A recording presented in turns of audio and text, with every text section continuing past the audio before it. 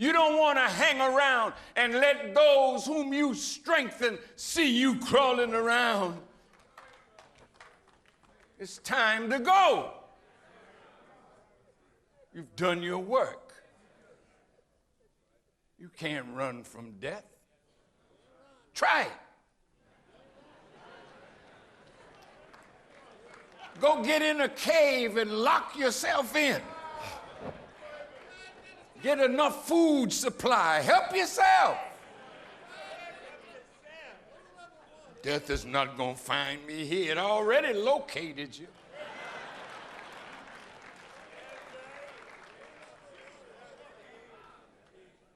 So since you can't run from death, Elijah Muhammad said, I can't stop you from dying, but I'm like a traffic cop standing in front of the grave, holding back your rush into the grave by teaching you how to eat to live, the best foods to eat,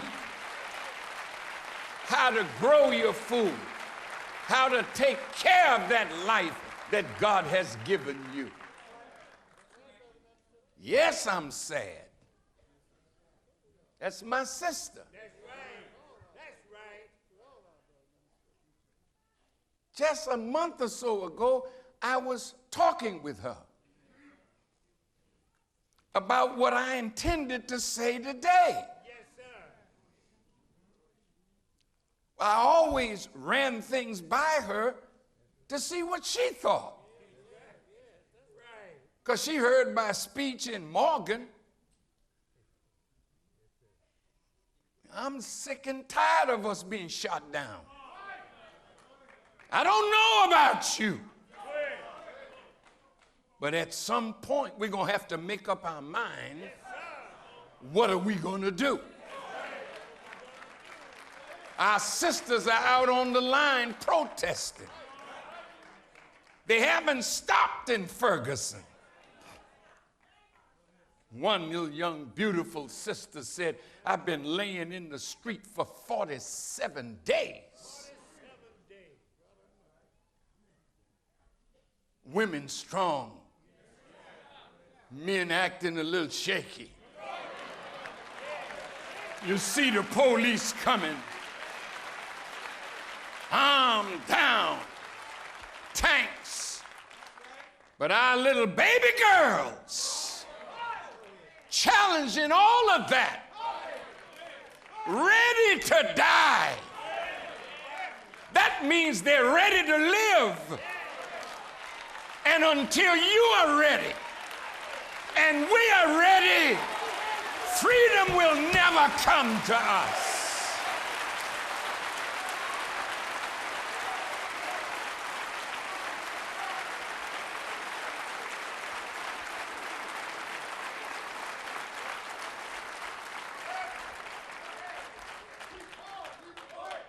Now listen to Elijah Muhammad's words in 1959.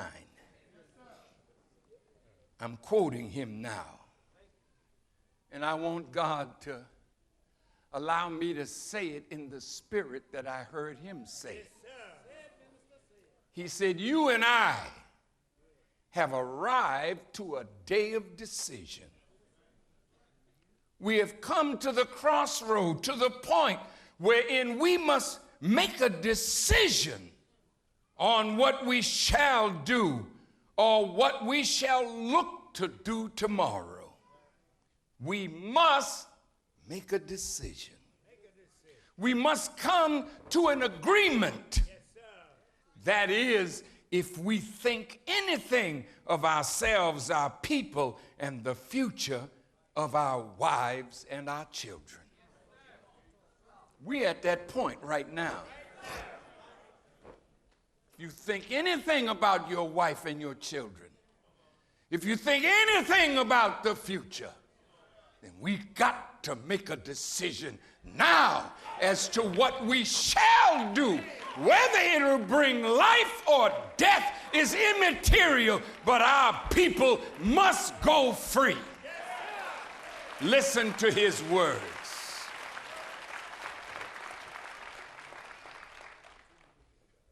Justice is a very common thing.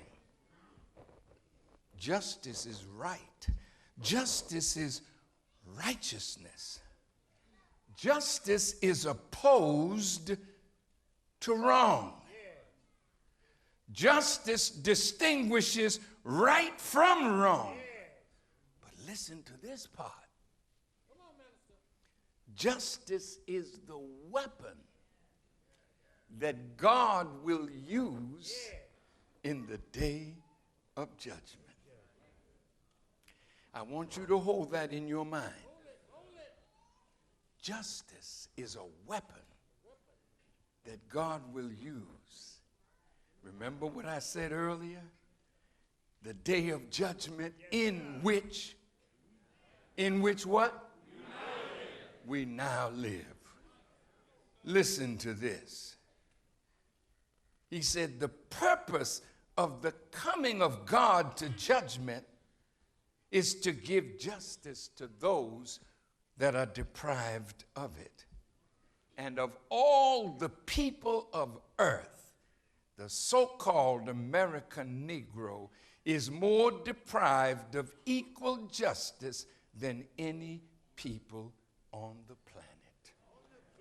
Justice is one of the greatest principles of righteousness and fair dealing with one another. If justice were to prevail throughout the world, there never would come a day of judgment.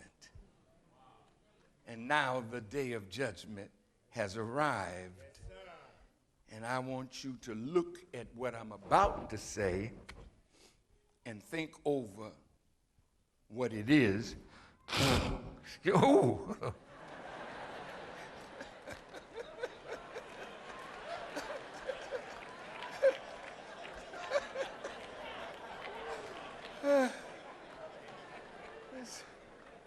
Well, it was a trumpet blowing, so the dead must start rising for sure.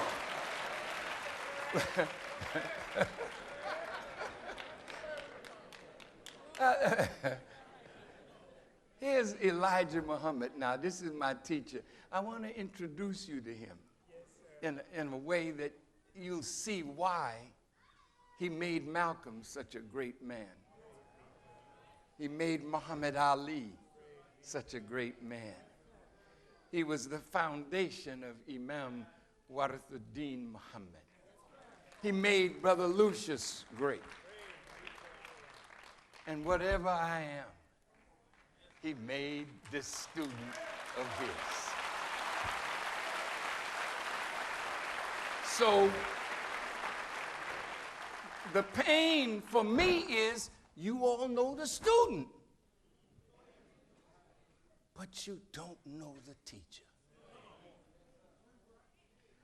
And that hurts, because the teacher is greater than all his students combined. So let me introduce you to the teacher. And look at what he said to me, or he asked me. He said, "Brother Minister," and I would always say, "Yes, sir." Some of you got to go to England and be knighted by the Queen for you to have "sir" in front of your name.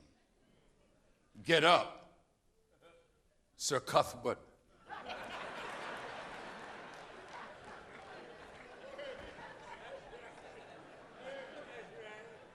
Sir Cuthbert. And we walk around all blown up because I was in England and the Queen. But you already were sir. When God created us in his own image and likeness, you already were sir. So in the Nation of Islam, we call every male sir. And every sister, we don't call you less than that. We say ma'am. Yes, ma'am. And you could be a child. You ma'am to us because you the female side of God. You don't need to wait for nobody to confer it on you. God has already given it to you, so accept it. And treat each other like you know you're dealing with God. Let me go on. He asked me this question. He said, brother, what is the best religion? Now he's teaching me Islam. And what is he asking me about? What is the best religion?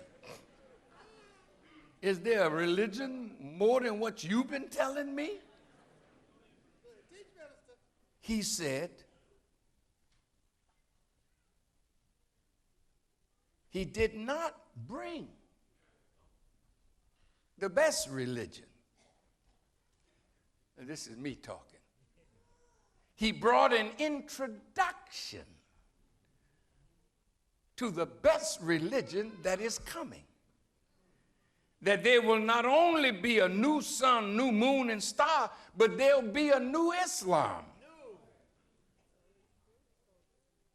That's why the old world of Islam is breaking apart, and the Christian world is breaking apart. Jesus does not come to introduce you to the old. I come, he said, to make you into a new creature. So you can't be an old Negro in Christ. If you the same old Negro that you used to be, you ain't met Christ yet. Because everybody becomes a new creature in Christ. Okay, let's go on. But when he asked me that, he set me to thinking, why would he ask me such if he is in fact teaching such? But he was giving us the fundamental rules and the explanatory root knowledge of the present world and why it has run its course. And then he gave us the new rules of Islam. 10 questions and answers that must be answered perfectly by all human beings as students in the classroom of God. So when I said to him, Islam is the best religion, he said, he never did say yes, and he didn't say no. But here's what he said. Not the Islam that presently exists, because it has proved that it is incapable of fulfilling the aim of Islam. I want my Muslim family to listen to this. Your present understanding of Islam is insufficient to fulfill the aim of Islam. Islam is an Arabic word which means to submit to the will of God, to do that will, and enter into peace and security. Yes, sir. As Islam is taught and practiced, it can't fulfill that aim to bring about peace. Can't do it. It's been around for 1,400 years. I love to hear my Arab brothers say, oh, Islam does not deal with color. Islam is colorblind. You cannot be a real Muslim talking about black. So,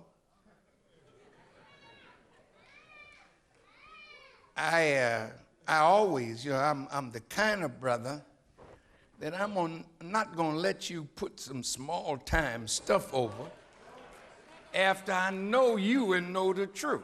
You understand? So I said, well, if Islam is colorblind, why is everybody ruling white? Talk to me.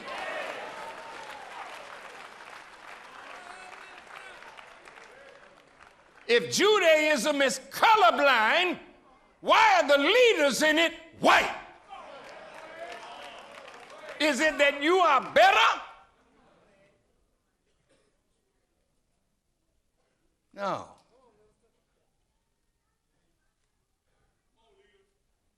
If Christianity is like Jesus, where there's no Jew, no Greek, man, no bond, no free, no male, no female, all are one in Christ. Has that happened yet? Are you sure? Well, if it hasn't happened, it's because it can't happen under the present construct, which is rooted in white supremacy. Talk to me.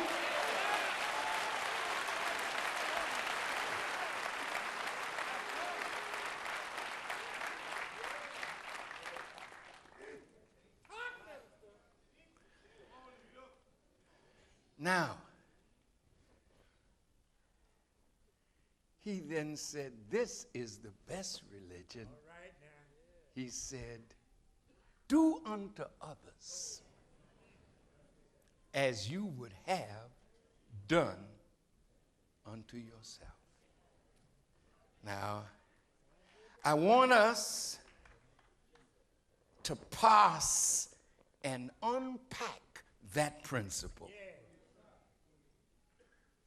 These are not just words that you say. Whether you believe them or not is irrelevant.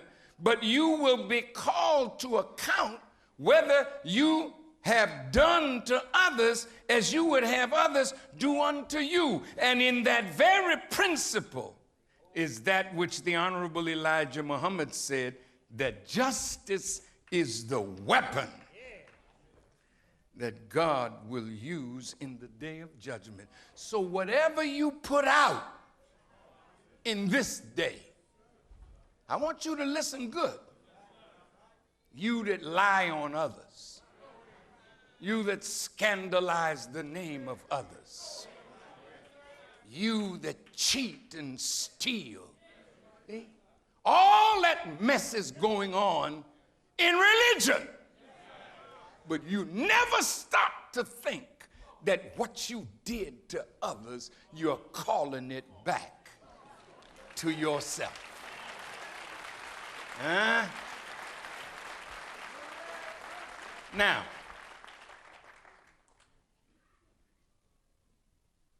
when you say, this wicked court system, I want to talk to Mr. Brown and Trayvon Martin's family and all the families of the dead that have died violently. When you squeeze the trigger on somebody, see, only God can bring you back from that.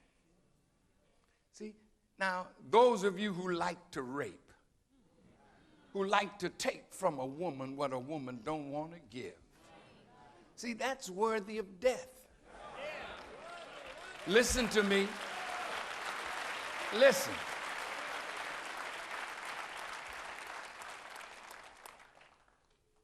I got a wife. And if she's not in that kind of mood, why bother her?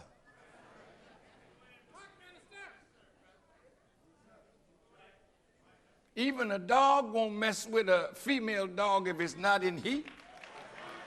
Uh-oh. Any dogs in that? I'm sorry.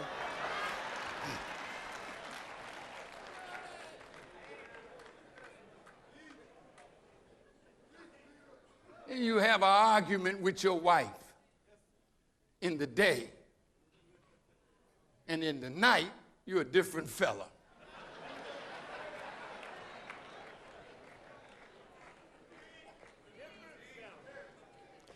Any resemblance to any person's living or dead,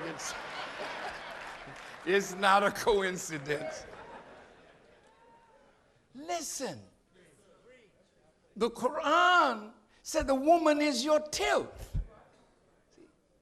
But you missed this part. Send some good on before.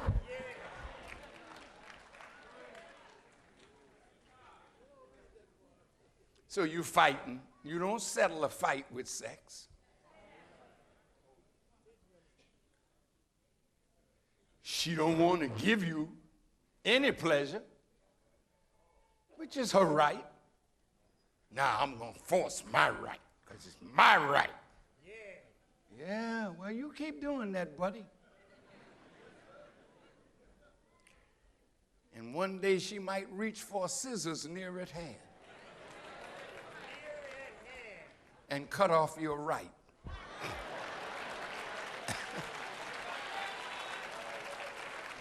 Bad night.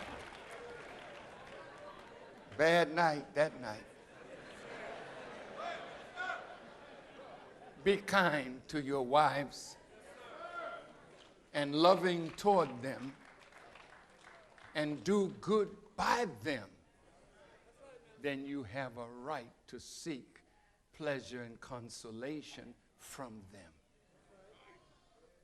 But when you don't give her nothing but hell, what are you looking for some consolation for? Go back home and do some good. And she might tell you, like the rabbis told me, we're going to have to look at you for a while. Study your words and your actions to see if you really have changed. If we showed more respect for what we need from one another, then we will treat others as we would like to be treated. I'm coming to something. Now, a few weeks ago in France, in Paris, we saw Charlie Hebdo. Je suis Charlie. And everybody running around saying, Je suis Charlie. I am Charlie. But the interesting thing about this phenomena, 17 people were murdered. Absolutely terror. Terror. And 40 heads of state gathered in Paris, arm in arm, like it was Dr. King and the boys, marching for justice. So I had a caption, welcome to hell. March right on into hell, France, England, Israel. March into hell, Italy, Germany, Belgium. Oh, man. How are you terrorized today? Only 17 people dead. ISIS got 30,000, they say, members, and you are terrified? What do you see coming? See, oh, that's why I love Elijah Muhammad, because we know what's coming. And we know why you're terrified. Because what you put out, you didn't hear me. What you put out, now is coming back to you. See, the Jesus that I know, he said, those who live by the sword don't die by protest.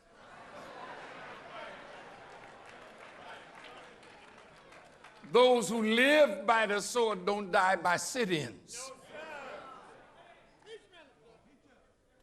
Those who live by the sword will die by that same sword. And look at Jesus again. No, don't run away from him. You love his name, now love his teachings. He says, sow the wind and reap what? See? So all these 40 heads, I got them. Oh, did you put them up? Oh, yeah, there's the criminal group.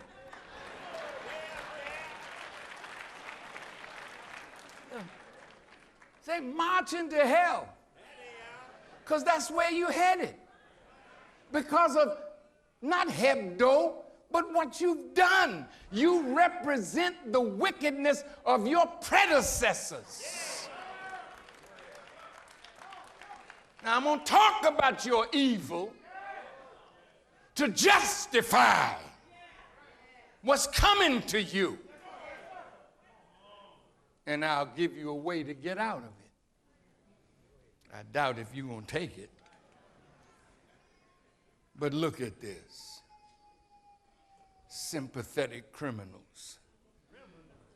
Sympathizing with how 17 deaths have terrorized them. What is casting terror into your hearts? And then you said, this is going to continue. We can't stop this. We're in a war now that is not going to end tomorrow or the day after or the year after or the decade after. What did I say?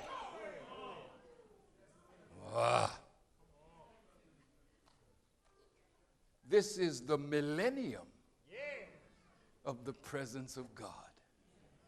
And in this millennium, evil will be done away with. The wicked shall not exist anymore. And those of you who want to live in the world that's coming, you might as well make up your mind that you're going to clean up your act starting now. You can't talk Jesus now. We got to see Jesus coming out of you. You can't talk Moses now. You can't talk Muhammad now. You got to be a little Muhammad or keep his name out of your damn filthy mouth.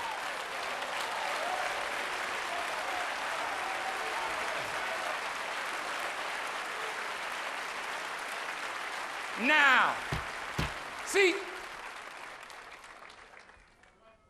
I make my prayers. Good for you. I'm very dutiful. I fast in the month of Ramadan. Yeah, but that's not the only principle of righteousness. Fasting is for you.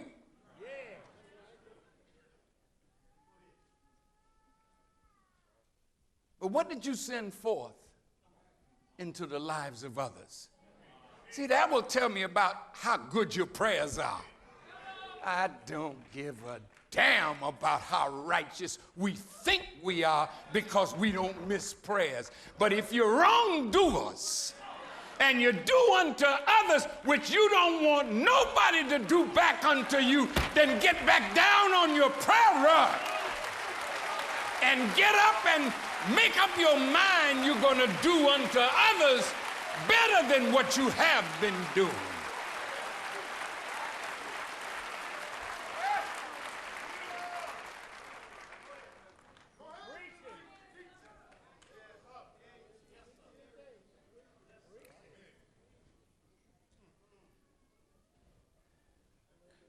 In our lessons,